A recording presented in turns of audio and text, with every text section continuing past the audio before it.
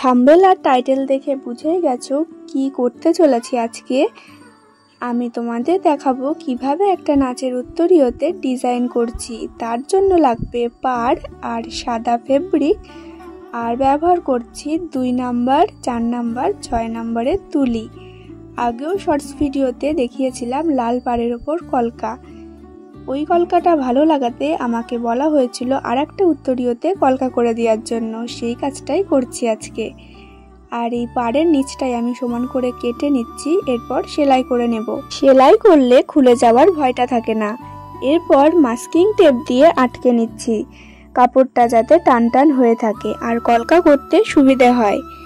আগেরবার আমি যেই দিদির মেয়েটার জন্য উত্তরীয় ডিজাইন করেছিলাম, ওই দিদির মেয়েটার জন্যই আবারও ডিজাইন করছি। ও বলেছিল একই রকম দুটো পাড়ে একই ডিজাইন করতে হবে, এই জন্য একটা পাড়ের ডিজাইন তোমাদের সাথে শেয়ার করছি। আর আগের বারের শর্টস ভিডিওটা যারা দেখেছো তারা তো জানোই, আগেরবার আমি লাল পাড়ের ওপরে সিম্পল একটা আমার মন মতো কলকা করেছিলাম। আসলে কলকা করতে আমি সেরকম একটা খুব ভালো পারি না, তবে চেষ্টা করছি করার। আর আজকেও সেই রকমই একটা সিম্পল কলকার ডিজাইন করছি।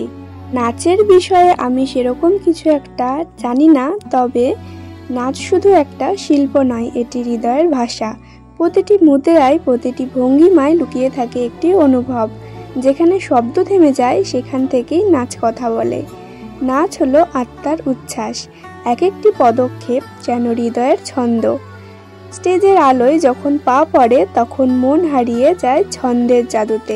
নাচ মানে নিজেকে প্রকাশ করার এক অনন্য উপায়, শব্দ ছাড়াই কথা বলা। নাচ সেই ভাষা যা গোটা দুনিয়া বোঝে, আবেগ, ভালোবাসা আর প্রাণের স্পন্দন। নৃত্যশিল্পের প্রতিটি উত্তরীয়, প্রতিটি অলংকার, প্রতিটি রং সবই এক একটি চরিত্র বহন করে। নাচ শেখায় ধৈর্য, শৃঙ্খলা ও ভালোবাসা, ঠিক যেমন জীবন শেখায়। একজন শিল্পীর নাচ কখনো শুধু তার জন্য নয়, সেটি দর্শকদের হৃদয় স্পর্শ করার এক মাধ্যম। আমি নাচ না জানলেও নাচ দেখতে কিন্তু ভীষণ পছন্দ করি। তোমাদের কার কার নাচ দেখতে ভালো লাগে বা তোমরা কে কে নাচ করতে পারো সেটা কিন্তু কমেন্টে জানিও। আর ভিডিওটা কেমন লাগলো জানিও। ভালো লাগলে লাইক করে দিও, চ্যানেলে নতুন হলে সাবস্ক্রাইব করে দিও।